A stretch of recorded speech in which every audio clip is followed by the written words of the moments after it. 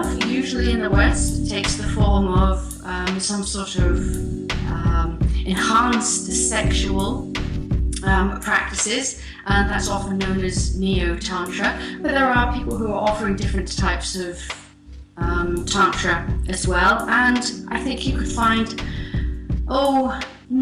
endless amount of people giving you different opinions about tantra, and I think this is where one of the confusions about tantra is.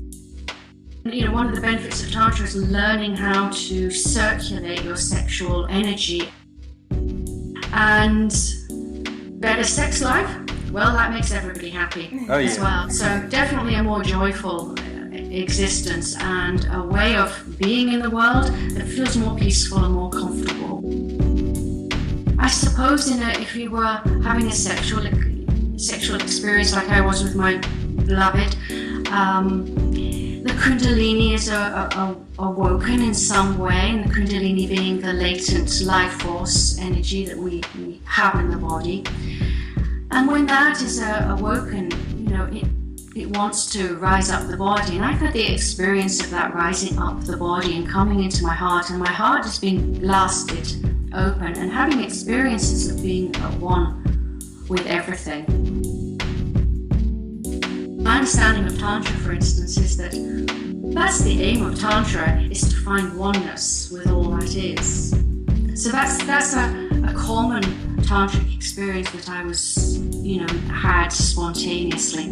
Other ones were that I would just be having what I would call energetic orgasms or full body orgasms,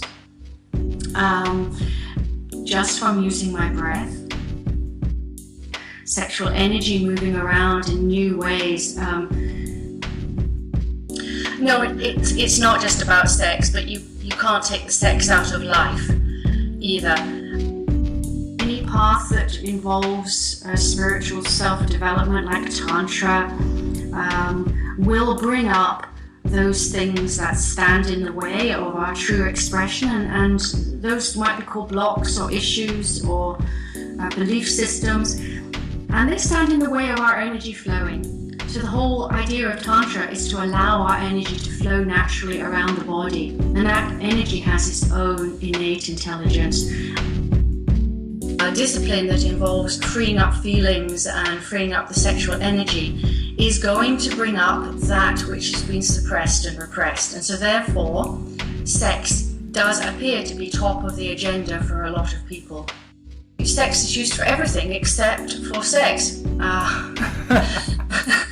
Really. You see, we're not even allowed to show nude bodies in public, and yet we're allowed to watch people being killed on the news. There's a lot of inhibition and repression about our bodies.